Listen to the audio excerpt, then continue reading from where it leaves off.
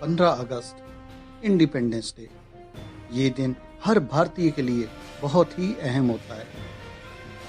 15 अगस्त 1947 1947 के दिन भारत आज़ाद हुआ था। अंग्रेजों ने भारत में 2 सदी से भी ज़्यादा शासन किया था।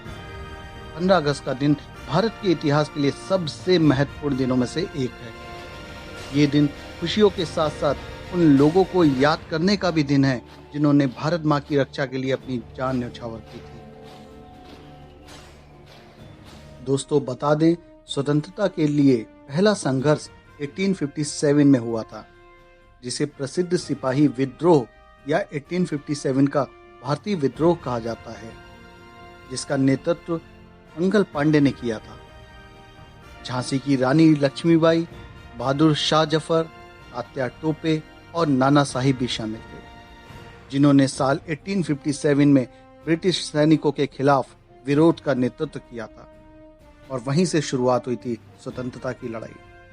दोस्तों ये लड़ाई बहुत लंबी चली और धीरे धीरे बहुत सारे लोगों ने अपनी जान न्यौछावर, ना जाने कितने फांसी के फंदे पर झूले थे और ना जाने कितनों ने गोलियां खाई थी, तब जाके हमें ही आज़ादी मिली थी। दोस्तों देश उन सारे क्रांतिकारियों को प्रणाम करता है जिन्होंने देश को गुलामी की जंजीरों से मुक्त कराने के लिए अपनी जान न्यौछावर कर दी थी। हर घर तिरंगा अभियान राष्ट्रीय स्तर पर मनाए जा रहे आज़ादी का अमृत महोत्सव की ही एक कड़ी है। वैसे तो आज़ादी के अमृत महोत्सव का वास्तविक उत्सव 13 से 15 अगस्त के बीच मनाया जाएगा, लेकिन हर घर तिरंगा अभियान से जुड़े कार्यक्रम 2 अगस्त से ही शुरू हो चुके हैं। इस अभियान का मकसद लोगों को अपने घर पर तिरंगा फहराने के लिए प्रेरित करना है।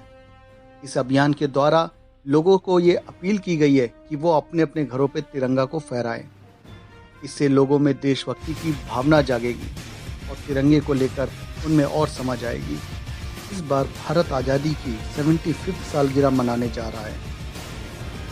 इस अभियान के तहत प्राइम मिनिस्टर नरेंद्र मोदी ने हम सभी से अपील की है, हम सभी से विनम्र निवेदन किया है कि हम सब लोग अपने अपने सोशल मीडिया की जो प्रोफाइल फ़ोटो होती है उसको चेंज करें और तिरंगे में कन्वर्ट करें।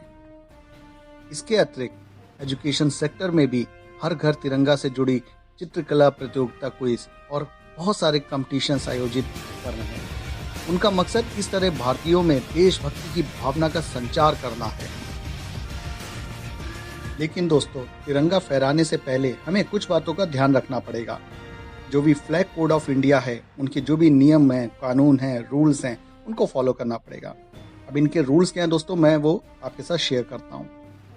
फ्लैग कोड ऑफ इंडिया 2022 के तहत राष्ट्रीय ध्वज को उल्टा या जमीन से छूते हुए और सिंगल फ्लैग पोल से नहीं फहरा सकते।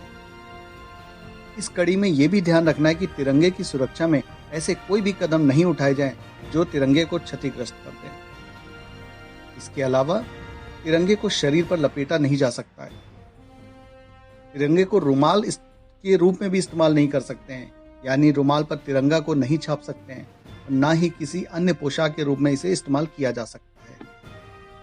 इस अभियान के तहत आप सर्टिफिकेट भी डाउनलोड कर सकते हैं इंटरनेट के थ्रू।